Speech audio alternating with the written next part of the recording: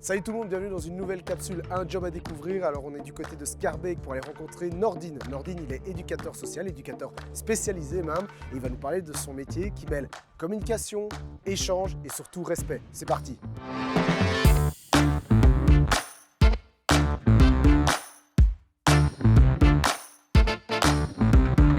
Bonjour Nordine. Bonjour. Et merci de nous accueillir dans Avec plaisir. Votre lieu de travail avec les jeunes. Donc vous êtes éducateur social, éducateur spécialisé dans une maison de jeunes qu'on appelle Caméra Quartier à Schaerbeek. C'est ça.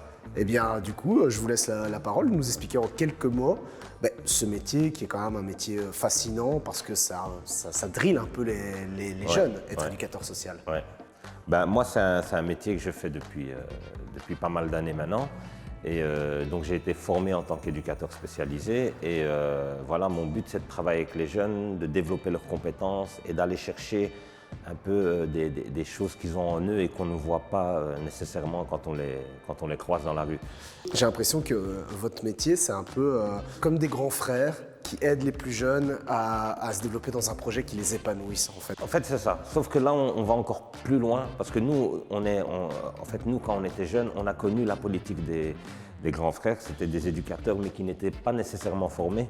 Aujourd'hui ça s'est amélioré au fait parce que le fait d'être formé, tu as beaucoup plus de possibilités pour créer des nouvelles choses avec les jeunes. Je parle de grands frères, mais il y a aussi ce côté grande sœur, parce que je pense que c'est accessible à tous, ah oui, bien hommes, sûr, femmes. Bien sûr, c'est vraiment un métier qui est accessible à tous. Qu'est-ce qu'il faut pour être un bon éducateur? Pour moi, la vision d'un bon éducateur, c'est quelqu'un qui est à l'écoute et qui va pas aller parler aux jeunes en essayant de les influencer ou de faire en sorte qu'ils suivent une voie, au fait. Moi, c'est pas ça mon but. C'est plutôt à l'inverse, les écouter et se dire OK par rapport à ce que vous voulez. Et qu'ils choisissent eux-mêmes leur voie au final. Vous avez des conseils à ceux qui voudraient suivre des formations mais qui ne savent pas où aller? Vous avez des pistes? On a déjà eu l'habitude de travailler un peu avec Actiris. Et donc les conseils qu'on peut leur donner, c'est d'aller voir des structures comme Actiris et de pouvoir choisir eux-mêmes la formation qu'ils ont envie de faire. Et si on venait vers vous, vous demander en un mot de résumer le métier, vous résumeriez comment? Moi, je dirais échange. Parce qu'on a déjà beaucoup échangé avec les jeunes et c'est dans l'échange avec les jeunes qu'on se rend compte au fait qu'ils ont parfois beaucoup plus de compétences qu'on aurait nous-mêmes. Je connais la réponse, mais je pose quand même la question.